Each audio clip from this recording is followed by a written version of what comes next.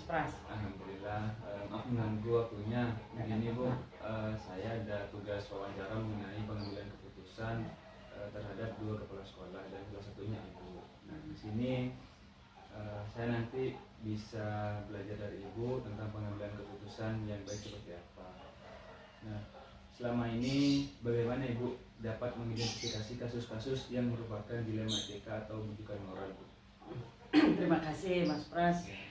Semoga berkah tugasnya di CGP ada bermanfaat buat Mas Pras, buat lembaganya, sehingga kedepannya banyak guru-guru yang berkualitas. Dalam bahas terkait sebuah keputusan dalam sebuah lembaga, tentunya keputusan itu tidak sembarang sebuah keputusan ya bagi seorang pimpinan, di mana tentunya keputusan yang diberikan oleh seorang pimpinan, terutama saya di lembaga Sekolah Islam Terpadu Andi-Pro, itu senantiasa diberikan kepada guru, baik itu yang bermasalah maupun tidak, dengan sebuah kebijakan tentunya yang dikoordinasikan dengan yayasan dan komite. Dan itu memang yang selama ini diterapkan di lembaga kami di Sekolah Islam Terpadu. Berarti ada keterlibatan dari orang lain? Keterlibatan baik itu komite dan yayasan terutama seperti itu. Kemudian bagaimana Ibu menjalankan pengambilan keputusan di sekolah Ibu, terutama untuk kasus-kasus di mana ada dua kepentingan yang sama-sama benar, Bu, atau sama-sama mengandung nilai kebajikan? Berbicara sebuah kasus, tentunya kita tidak terlepas dari sebuah masalah atau kasus ya, tapi kita juga sebagai pimpinan tidak berharap dalam lembaga itu ada kasus atau masalah. Nah, untuk mengambil sebuah keputusan ya, tentunya kita bisa mengidentifikasi, memilah atau menelaah ini sejauh mana besar kasus itu sendiri. Jika kasus itu bisa ditangani secara per person dengan guru tersebut, biasanya bisa dilaksanakan seperti itu. Tapi biasanya di lembaga kami itu ada namanya pekan evaluasi, di mana saya selaku pimpinan duduk bersama dengan guru, menyelesaikan semua masalah, mengevaluasi apa yang terjadi selama sepekan itu. Nah, jika masalah itu sangat besar, tentunya tadi seperti yang saya sampaikan, adanya keterlibatan komite dan pihak yayasan. Karena bagaimanapun juga yayasan punya andil yang besar, punya peran yang besar dalam setiap yang terjadi di lembaga kami, dan seperti itu. Nah, itu termasuk langkah-langkahnya Ibu ya. Sebenarnya itu pertanyaan yang ketiga yang bertanya langkah-langkahnya.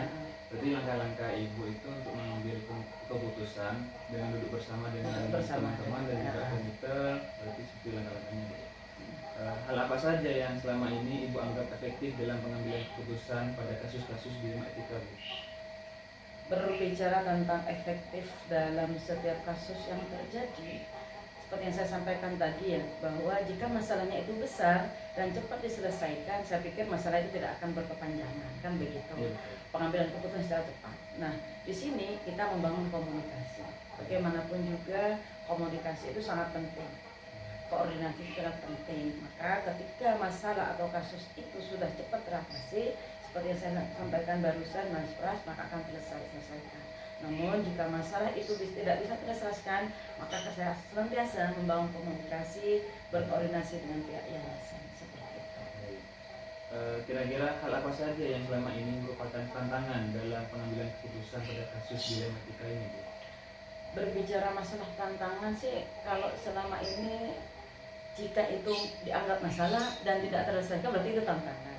Namun jika masalah atau kasus yang terjadi di lembaga kami tetap terlaksana, tentu tidak ada masalah atau tantangan. Makanya tadi kembali lagi kepada yang saya sampaikan tadi, tergantung bagaimana saya menyikapi selaku pimpinan dalam sebuah kasus atau masalah yang terjadi di lembaga saya. Namanya tergantung kasus besar kecilnya seperti itu. Dan adanya koordinasi baik dengan SDM atau guru yang bersangkutan, dengan yayasan dan komite hakim. Apakah Ibu memiliki tata kala atau jadwal tertentu dalam sebuah penyelesaian kasus dilema etika, Bu? Kalau jadwal tertentu berarti saya berharap ada kasus, kan begitu, atau masalah. Nah, untuk masalah jadwal ini biasanya jika itu terjadi, yang pertama tadi jadwalnya mungkin berkoordinasi dengan guru tersebut, kan begitu. Nah, kalau memang belum terselesaikan dengan guru yang bersangkutan, maka melibatkan komite atau yayasan. Jadi sekali lagi untuk jadwal itu khusus tidak ada.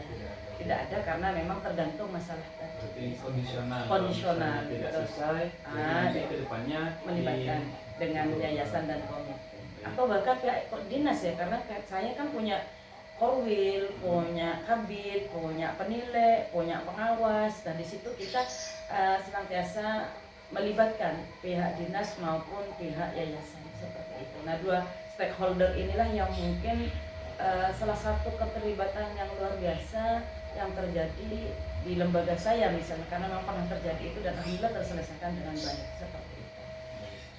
Adakah seseorang atau faktor-faktor apa yang selama ini mempermudah atau membantu Ibu dalam pengambilan keputusan kasus dilematika ini? Keterlibatan seseorang khusus itu nggak ada ya, karena tadi saya membangun komunikasi dengan komite, dengan pihak yayasan, dengan pihak dinas. Nah, apa yang terjadi di lembaga saya kemarin itu bisa terselesaikan ya karena memang membangun komunikasi dan koordinasi itu dengan stakeholder yang ada. Seperti melibatkan atasan agar semuanya bisa terselesaikan dengan baik. Tidak ada orang khusus yang harus menangani. Tidak ada karena memang ini kan sistem ya, sistem yang memang dibangun di lembaga baik dari pihak yayasan maupun dinas. Dan alhamdulillah yayasan dan dinas itu senantiasa memberikan ruang gitu loh, memberikan pencerahan, memberikan edukasi ketika masalah itu terjadi di lembaga. Dan tentunya saya pribadi tidak berharap ada masalah kan, tapi kita tidak bisa lepas dari masalah itu kan begitu. Kemudian ini pertanyaan yang terakhir, dari semua hal yang telah Ibu sampaikan, pembelajaran apa yang dapat Ibu petik dari pengalaman Ibu mengambil pengambilan keputusan dalam dilematika ini?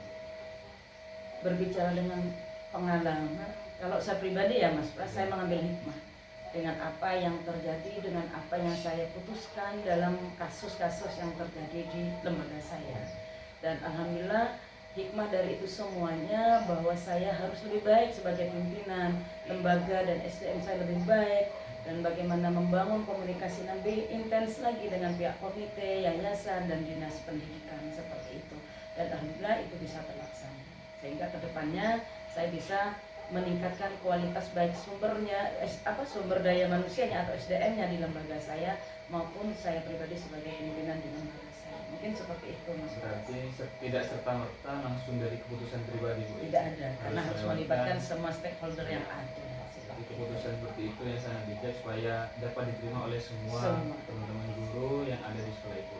Seperti itu. Baik, terima kasih Bu atas wawancaranya hari ini.